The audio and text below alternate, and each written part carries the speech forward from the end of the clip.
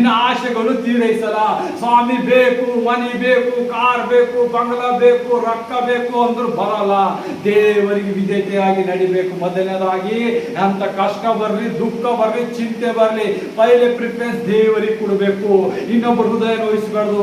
ನಾವು ಇನ್ನೊಬ್ಬರು ಹೃದಯ ನೋಯಿಸಿದಾಗ ದೇವರು ಹೇಸುವಂತನಾಗಿದ್ದೇವೆ. ಅವನನ್ನು ಆ ಮಂಚದ ಮೇಲೆ ಮಲಗಿ ಆ ಗೋಡೆ ಕಡೆ ಮುಖ ಮಾಡಿ ಕಣ್ಣೀರಿನಿಂದ ಪ್ರಾರ್ಥಿಸ್ತಾನ. ಎಷ್ಟು ದುಃಖದ ಭರಿತದಿಂದ ಕಣ್ಣೀರಿನಿಂದ ಪ್ರಾರ್ಥಿಸ್ತಾನ. ಅವನ ಪ್ರಾರ್ಥನೆ ದೇವರು ಆನ್ ದಿ ಸ್ಪಾಟ್ ರಿಸಲ್ಟ್ ಕೊಡ್ತಾನ.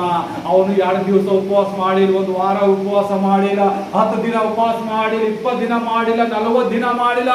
ಒಂದು ಪಶ್ಚಾತ್ತಾಪದ ಕಣ್ಣೀರು ಆ ಗೋಡೆಗೆ ಮುಖ ಮಾಡಿ ಕಣ್ಣೀರಿನಿಂದ ಪ್ರಾರ್ಥನೆ ಮಾಡಿದ. ಕಣ್ಣೀರಿನಿಂದ ಪ್ರಾರ್ಥನೆ ಮಾಡಿದ. ಆ ಇಸಾಯನು ಇನ್ನ ಬಾಗಿಲಲ್ಲಿ ಹೋಗಿಲ್ಲ. ದೇವರ ಆತ್ಮನ ಅವನಿಗೆ ಏನ್ ಹೇಳ್ತದ, ಹೋಗು, ಅವನಿಗೆ ಇನ್ನು 10-15 ವರ್ಷ ನಾನು ಅವನಿಗೆ ಆಯುಷ್ಯನು ಕೊಡುವಂತನಾಗಿದೆ ಅಂತ ಹೇಳ್ತಾನೆ. ಆಮೇನ್. ನೋಡ್ರಿ, ದೇವರು ಇಂಥ ಬಲವಾಗಿ ನಿಮ್ಮಲ್ಲಿ ಕಾರ್ಯ ಮಾಡುವಂತ ದೇವರನ್ನು ನೀವು ಇಟ್ಕೊಂಡು ಯಾವ ರೀತಿಯಾಗಿ ಮೋಸದಲ್ಲಿ ಬೀಳ್ತಾ ಇದ್ದೀರಿ. ನೀವು ಅಂತ ಇದಿರ್ಬೇಕು, ನನ್ನ ಆಲೋಚನೆ ನಡೀತಾ ಇಲ್ಲ, ನಾ ಮಾಡುವ ಕಾರ್ಯ ನಡೀತಾ ಇಲ್ಲ, ದುಃಖದ ಮೇಲೆ ದುಃಖ.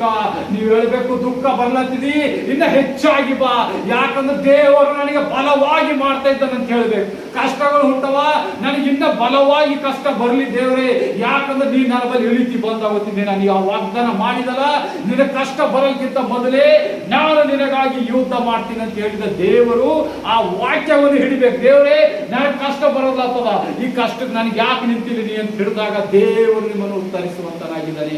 ನಿಮ್ಮನ್ನು ನೀವೇ ನಿಮ್ಮ ಆಲೋಚನೆದ ಕಟ್ಟಿ ಕಟ್ಟಿ ಕಟ್ಟಿ ಏನ್ ಮಾಡಿರಿ, ಬಿದ್ದು ಹೋಗಿದ್ದೀರಿ.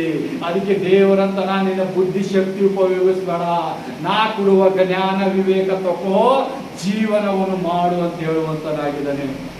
ನಾವು ಬಹಳಷ್ಟು ನೋಡ್ತೇವೆ, ಸಾಲ್ಮನ್ ರಾಜ ನೋಡ್ತೇವೆ, ಆತನಿಗೆ ಯಾವ ಜ್ಞಾನವಿಲ್ಲ. ಆತನ ತಂದೆ ಏನ್ ಪ್ರಾರ್ಥಿಸ್ತಾ, ಆ ತಂದೆ ಯಾವ ರೀತಿಯಾಗಿ ವಿಧೇಯತೆ ಆಗಿರ್ತಿದ. ದಾವಿದ ರಾಜ ಅಷ್ಟು ಮಾತ್ರ ನೋಡ್ತಾ ಇದ್ದಿದ.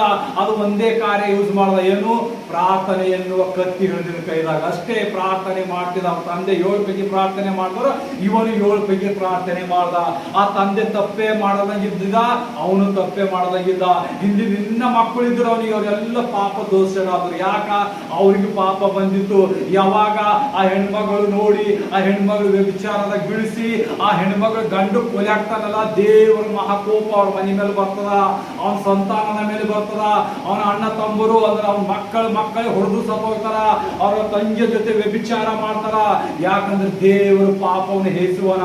ಪ್ರತಿ ಒಂದೊಂದು ಮಾತು ಎದಕ್ಕಾಗಿ ಬರೆಯಲ್ಪಟ್ಟನ ಸತ್ಯವೇದದಲ್ಲಿ ನಮಗೆ ಅರ್ಥವಾಗಬೇಕು. ನಾವು ಎಲ್ಲಿ ಬಿದ್ದು ಹೋಗ್ತಾ ಇದ್ದೇವೆ,